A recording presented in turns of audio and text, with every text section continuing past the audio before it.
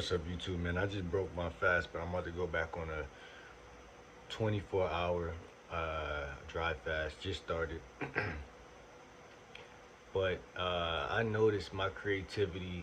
It definitely being doing YouTube.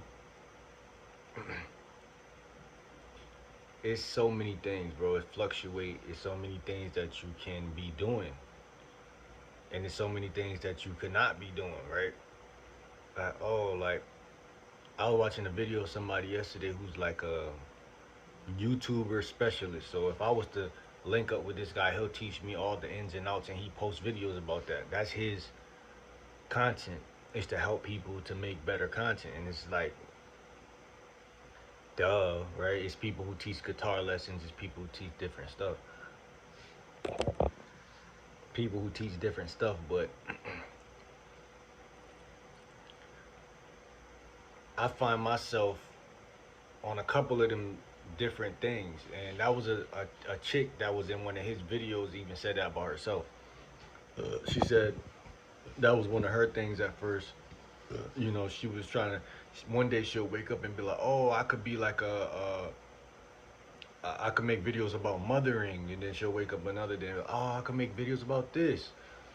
So the mind is always our mind. It literally goes like that. It's always stimulated by something. It's always trying to figure something, and versus just be right. And then we judge like, "Oh, what if I post too many videos and then I don't got enough subscribers, then my channel look off. It look dysregulated. It look unbalanced." So then now we're questioning that. And I'm kind of an interrogative type of guy in myself. So I like to look into stuff and be like, oh, well, you know, this guy channel took off for this reason or this guy. And then sometimes, you know, like, it don't always need a reason, but 9 times out of 10, there's a reason, right? There's a reason why a song took off, because it was catchy. Like Ice Spice Munch, that's even a guy, you know, we could see that, you know, that little part, you thought I was feeling you, that we could see that how that could become, you know, sticky. It's a sticky sentence. Uh, so that would be that reason why people keep going back and watching, and then it becomes viral. And viral is a funny word, like virus. It's like it it it's inside of you, right? It got inside of you, right? A viral gets inside of you to the point where you don't want it to go nowhere. You feel me? Like, well, you might think you want it to go, but your body might. A virus can kill you, because if it gets into your body and it relates too much, then it's in you too. It makes a happy home. So like, being a YouTuber is all about that. Like, in the sense of it's two different contrasts to it. Like, so some half of the time you wake up, you're gonna just be freestyling and saying what the fuck you feel, because you don't give a fuck, and you shouldn't give a fuck because you're who you are. And then 50% of the time you really gonna put in that best foot forward, try to get the great thumbnail, try to get the great title, try to get this and that. So it's these two things that's always at work. But I'm gonna be honest with you, I think the wise person is gonna put the business aspect above his own desire to be just sluggishly famous. Because, you know, we grew up seeing that. You know, we fell for that, right? We thought Soldier Boy was just overnight somebody who just upload. Yo, for so long I thought he just uploaded a YouTube video and it just went viral. But he tells people consistently, no, I used to make videos and name it Lil Wayne this or Eminem that, and when they'll click on it, they'll hear his shit. So like, and then I think about some of my favorite YouTubers, and I'm like, yo, it still seems like this is meant for him, right? But in the same token, when you listen to their story, when they tell you, they said, nah, I was uploading like 3 videos a day, when back when people was only uploading one. So that was a strategy. Then they'll tell you I would do clickbait. Then they'll tell you they would put you know, they would look at what was popular and then name their videos that. So it's always this copy and paste algorithm going to where you can't really be too personal with success. I think when it comes to success, something about us wants to feel special all the time, and that kind of kills. You know, it's like the cornball inside of us wanting to be something we not. And when I listen to a lot of spiritual teachers, they really get me into that perspective that yo, you're not bigger than life, bro. You're only bigger than life through how much life fuck with you. Like you're a visitor to planet Earth. You're not.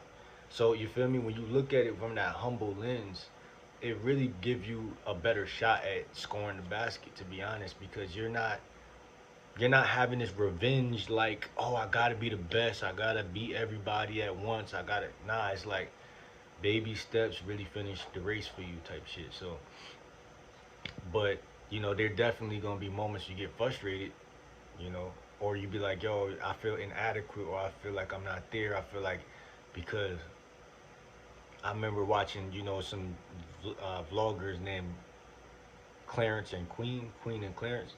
And Clarence was like, bro, if I couldn't be one of them YouTubers that stay at 500 uh, subscribers forever and they don't go nowhere. And I felt like I had to feel him on that, but then I felt like I also had to be like, nah, that's weak. It's not weak because maybe he don't love YouTube how the average person might that is trying to be a YouTuber, but he had his own little perspective and that made sense, right? It does make sense on some level, but this is with all aspects and walks of life. When it comes to dating, bro, it's gonna be moments where you constantly lose. You lose. Like certain days, you just all losses. And even when you get good, you're taking losses, hard losses. And just like playing chess, I play chess. It's like I finally yesterday was realizing like, damn, I learned all the pieces. I know how they move by heart. I don't really gotta try. I played it enough to see, you know, within a matter of 2, 3 days, like 4 days, like I learned it enough to where like I know what to do, what not to do, what to watch out for. So I'm actually a gamer with it, right?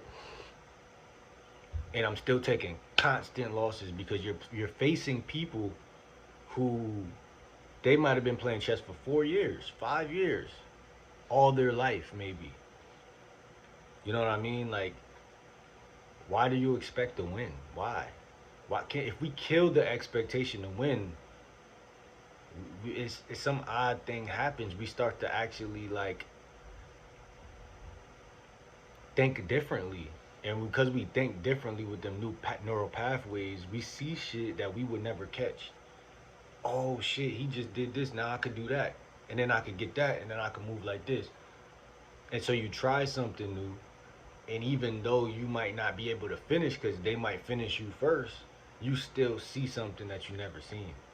So it's beautiful just alone, right? Without you, you're just an observer. Even though you're playing, the observation is more beautiful than the actual playerism. So I just want to say that I only got 300 subscribers. That's a beautiful a milestone for me. I don't post videos that like, oh, thank you for my first 100 subs. Maybe I should do something like that so it could be more of like a, you know, engagement with the people. But I don't do that. But 300 felt like a number that I felt like was special. 200 wasn't good for me. 100 wasn't nothing to me. And I just feel like I said, I don't know. I don't really take stances on everything. Like, I don't take stances of, oh, 500 subs, 400. Nah, like man, let's go to 1,000. Then let's clap. You know what I'm saying? Let's do something that we expect to do. I don't want to do what I expected to do. I expected to hit 6 subscribers. I expected, but then again, like I say, that is the ego, right? Why do you expect to hit 2 subscribers? You could have been something could happen to you. Like life could not let you do any of that. right? So you scared that if you celebrate your 2 subscribers, what they gonna think about you? They gonna look at you and be like, man, look at this guy, 2 subscribers. He don't know that I'm pushing for 6K right now. I'm pushing to hit. I'm on a road to 1 million. So you worried about things outside of yourself, like, but it's like all life happens within. So like, the spiritual stuff is real, bro. Like, we were taught to look at math and science and lunch and recess. We not taught to look at the actual spiritual aspects of, like, yo, being grateful, being humble, humility is not something that's overnight.